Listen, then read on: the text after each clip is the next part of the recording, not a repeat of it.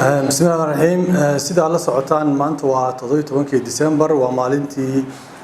هويغان شركة جارد مانت ku qabanayeen la soo weeraray laguna dilay ilaa 5 ruux oo ka tirsan dhalinyaro ah ciidanka xoogga dalka Soomaaliyeed ilaalo ahayd xarunta iyo hogaamiyaha intaba waa la socotaan in kabahooda lagu aasay iyadoo waalidiintood arag lana marsiin habraaci islaamka ahaa iyo midkii qaanuunka dawliga ah intaba ilaa iyo maanta halkaas arintoodii ay ku dambeysay waxaan maanta xisbiga wada jir ahayd inuu sameeyo munaasabad baroor diiq ah oo ugu tala galay inuu dhalinyarada ku xuso iyo xadgudubkii loo geystay xarunta xisbiga iyo dadkii dhaawacmay ugu duceeyo kuwii dhintayna ugu duceeyo sidoo kale la xasuuso la xuso dhalinyaradaas iyada ah baroor diiq loo sameeyo waxaan ku waabariisanay magaalada Muqdisho dhan oo ogtihiin baadii saxaafadda tihiin oo irdeeda xiran yihiin wadooyinka magaalada ka soo galo dhan oodan yihiin jidka la soo gudbi kara oo san jirin waxa inta dheer in xaruntii lagu dhigi lahaa baroor diiqda hotelka City Palace iridiisa lagu gooyay gawaari baaba ciidan ah oo ciidanka booliska Soomaaliyeed uu leeyahay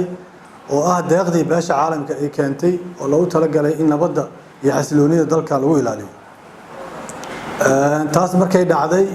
waxaan markii hore ka tacsiyeynaa shacabka Soomaaliyeed 3 milyan ee magaalada Muqdisho ku nool saaka isku socodkii iyo accesskii iyo danihii ay lahaayeen ay ka xayirmeen hadday tahay mid waxbarasho mid caafimaad mid dhaqaale mid shaqo mid ganacsi iyo mid daryeel intaba ay ka istaageen oo si loo joojiyo baroordiiqdaas wadooyinka dhan looga xiro waa tacsiyeynaa waxaan soo sheegaynaa shacabka Soomaaliyeed in cabsida intaas la eg iyo walwalka iyo maaragtay joogitaan la'aan ku dhacday ay dawladda ay ku xirtay wadada Afgooy iyo Balcad ilaa ay wadada Sodonka ay ku xirtay iyo wada kasta oo magaalada soo gashay ay ku xirtay waa cabsi laga qabo awoodda shacabka iyo taageerada u hayaan xisbiga wada jir iyo hoggaankiisa ayaan aaminsanahay haddayna cabsidaas jirin oo awoodda shacabka jirin annaga waa u jeedaa xaruntaan aan joognaa waxaan hubaysana ama ciidana ma jiraan afkeena iyo fikirkeena iyo maskaxdeena iyo nashaadkeena iyo activity-deena ku shaqaysanaa dawladdu marka waxay ka baqday waa shacabka mana aha shacabkeeda inay ka baqdo dawladdii shalay lahayd dawlad shacabaan nahay يا شعب كذي كعب سنة يسا دولتنا لها دولة شعب عنها يا شعب كي جد كست إصبار يعيدا اللي جوي ويستاجسي دولتي لها شعب أيانها دولة شعب أيانها يا شعب كي صومالي أنت عندها كدوب تسكو حرت المجال بينابو كسو قبتي أو كسو حرق جلستان إثيوبيان كند شيء دولة صوماليات ونا لها دولة شعب أيانها يا ما أنت شعب كذي كعب سنة يسا عنو باقينا ما أحد ضلك إن يسن كعب سن شعب كوذا oo iska cabsan dadkooda oo ay wadooyinka u furaan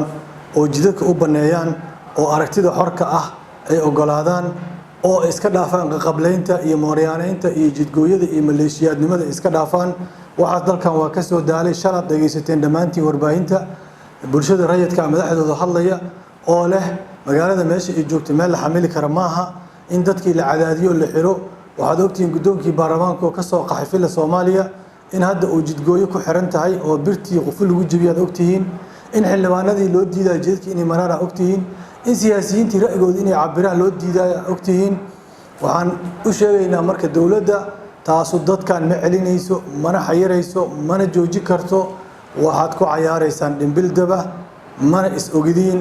iska daaya cayaarta dhimbisha dabka ku cayaaraysaan waxa ka imaan kara ma qiyaasi kartaan sidaas daraadeed wax garadka odayaasha culimada siyaasiyiinta damiir kale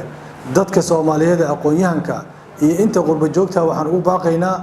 in dalka laga qabto gacanta la qabto wiilashan aniga aan u bixiyay maaragtay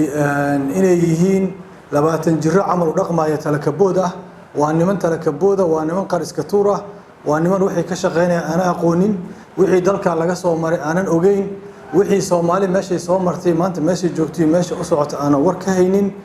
waxay gali karaan dalka colaad sokeeye waxay horseedi karaan qallaase iyo fidno waxay iska horkeeni karaan community-ga iyo beelaha deegaankan iyo baar dawladda iska horkeeni karaan waa dad dhaqankooda uu yahay dhaqan maleeshiyaad ciidankoodana waa ciidan maleeshiyaad sababtoo ah ciidanka haddowna sharci xukumin waa maleeshiyo wax ay dhaamaan shabaabka lama arko ciidanka waxaa la rabaa sharci inuu hogaamiyo xogeynteeda halkan jooga ay habeenooda afduubtay wax lagu afduubtay lama yaqaan 2 saac la haystay oo magaalada maaragtay indhaha laga duubay la wareejinayay وجدكي دوناني جوسنايان وحضر كيسين سوشيال ميديا أيقو نين لإيش إنه وزيريها وحلبانة قري كرة عديسنا إسبار ماشان طالع أسكرتو هدون الشرعي وهجامينين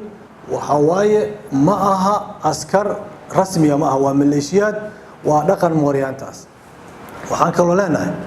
دولة الصومالية دباتداس جيستي تعدي انت اسلا جيستي ويلشي دبتا او جيستي nimankii falkaas geeytay way dalacsiisay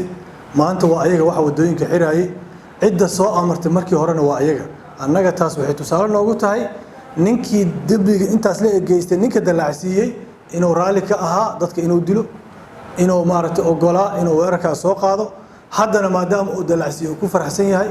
maanta ninka jidgooyada dhiganaya oo asagii yahay war annaga xisbigooda jiri hogaantiisa dad la cabsiyo ma nihin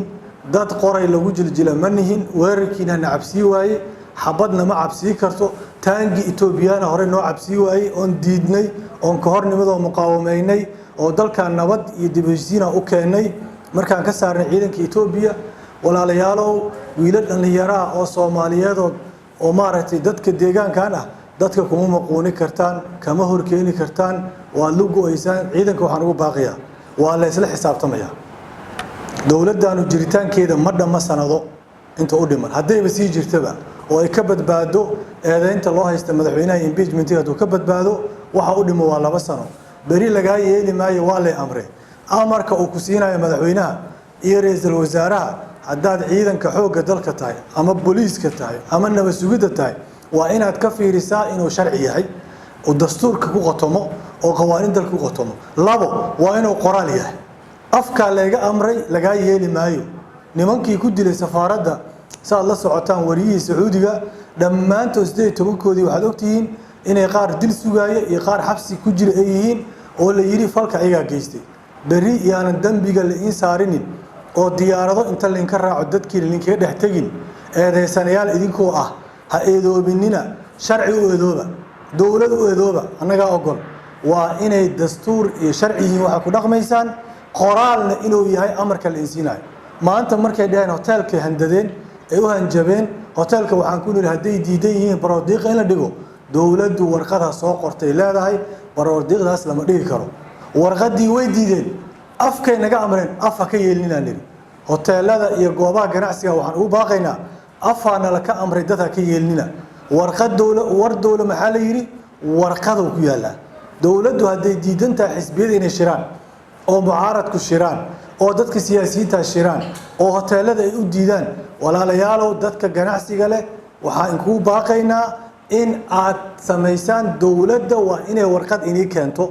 haddii kale dawladdu waxay la mid tahay shabaabkii dadka taleefanka u soo diray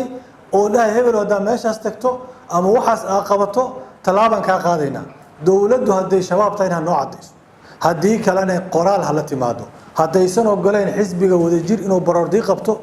oo isku soo bax qabto nabada oo shir qabto oo tababar qabto oo munaasabad samaysto hoteelada waxaan ka codsanaynaa warqad hadhigaan qoraalkaasaan u baahanahay cadeynaya inaan shaqadaas qabsan karin laakiin afka in la iska amro sidii al-shabaabki oo afka la isaga goodiyo oo wiilal dhalinyaro inta la soo diro hoteelada la yiraahdo soo handada mas'uuliyadaas waxa qaadaya dawladda dhalinyarada waxa marka la ku celinaa ciidanka iyo saraakiisha intaba waxaan dastuur iyo sharci iyo dawladda hoggaansaminina warqadna ka soo qaada cid amarka in siinayso afyaalin ka siinin sababtoo ah bari waa ka tagaya marka waqtigiisa dhabaad diyaarado ka raacaya adoo eedeysanaha dadkaaga dhex joogaysa dadkaagana hadhowdii iyo dawladda ka dambaysa tan mid ku cafinaysa maaha ayaamuhuna intaan kaliya maaha baad saxaafadda marka waa inii mahad celinaya culayska in saarana ogahay in jidadka linka xirtaan ogahay in ay handadaan ogahay afyeenkiina maqlay maal dhaweed inaan lin ogolayna ognahay laakiin dhamaanteen waxaan u taaganahay oo halgamaynaa oo iska caabin nabadeed civil resistance wax la yiraahdo muqaawama almadaniya afka carabiga lagu yiraahdo ku wada jirnaa waxaan raadinaynaa xorriyad iyo dimuqraadiyad iyo afkaar xor iyo madax banaani iyo qofka inuu isku kalsoonaadaan dalkan loo rabaa dalkan mooryaanayn iyo maleeshiyaad iyo wiil qore la orda iyo mid beeba saaran iyo xabadeyn iyo qaqacleyn lama rabo dawladdu waxaas nimanka maamulka joogay talakabood maanta ka bacdi kuwaas waxa la yiraahdaa talakabood waaye waa niman dhalinyarada talakabooda waa la iska qabanayaa haddaynan sharciga iyo dowladnimada aysan u hoggaansamin dadka kama fiicna kamana xoog badna kamana xeelad badna kamana caqli xigmad badna meesha waxay ku joogaan dastuur iyo qaanuun hadday dastuurkii qaanuunka ixtiraami maayaan ciday ka tabar badan yihiin ama ka awood badan yihiin ama ka caqli badan yihiin ma jirto waa mahadsantihiin wasalaamu calaykum gudoomiye waa mahadsan tahay awooda maxamed jilco waxaa ka tirsanahay telefishinka Honkebel maalin mid markii aan kusoo noqonaysay dalka hadallo badanaa laga jeediyay munaasabadda dad badanaa aragtiyo ka bixiyay social media iyo si caadi waxaan ku eedeeyaa inaad si adag u hadashaan oo mararka qaar dowladda u gaftaan iyo mas'uuliyiinta dowladda mucaaradnimada waxay ku wanaagsan tahay in si siman loo wada hadlo mararka qaar loo wada fariisto maxaad ugu jawaabaysaan arrimahan idin soo jeedinaya inaad mararka qaar aflagaad samaysaan waa anaga aflagaado haddaan samayno mas-uuliyaddeeda annagaa qaadayno darku wuxuu leeyahay sharciga la yiraahdo qaanuunka xeerka ciqaabta waxaa ku jiro qayb la yiraahdo qaanuunka aflagaadada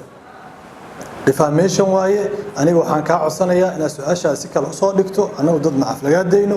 cidaan aflagaadaynana ma jirin waana jeclaa lahaa inaad keento hadalkii aflagaadada ahaa sideedaba haddii qof su-aal la weydiinayo waxaa fiican hadalkaasaa tiri in la yiraahdo si hadalkaas uga jawaabo laakiin hadal iska guudoo leeyahay saasaa tiri waxaa aflagaadaysay xigmad badan kuma jirto annagu dad ma aflagaadayno waa isku kalsoonnahay aragtideennaan ku kalsoonnahay xisbigeennaan ku kalsoonnahay ra'yigeennaan ku kalsoonnahay waxaana loo daba taagan yahay oo nala ku cariirinayana waxaa waaye waa aragtidaas iyo ra'yigaas ay shacabka Soomaaliyeed dhacsan yihiin ugu taageersan yihiin marka waxaan kaa codsanayaa Jilicow hadduu hadal jira aan dhahnay oo aflagaada inaad sheegto haddii kalena su-aashaadii dib ula noqoto waxaan rabaa inaan ku weydiiyo gudoomiye dabcan waxaa jira mucaarad dowladda dhalinyarada habka wax maamulaya adiga waa kamid tahay maxay tahay sababta adiga uun dowladda ugu diidaysa ama inaad shirar qabsato ama kulley inaha ku su-aashaas waxaa fiicnaan lahayd in maxamed farmaajo iyo xasan kheyre la weydiiyo waxay daba taagan oo ciidanka soo dira waa ayaga war maxaa cabdiraxmaan cabshakuur in daba dhigay wadanka mucaaradka uu leeyahay xisbiye kale ka jiro hogaamiyaal kale joogo maxaa cabdiraxmaan in daba dhigay oo nashaadkiisa in daba dhigay oo shaqadiisa in daba dhigay oo facebookiisa in daba dhigay oo wiilashaan boqolaalka ugu soo shaqaalaysiiseen aflaasa aflagaadeynaya oo jiidka ugu xiraysaan ayaga u baahan in la weydiiyo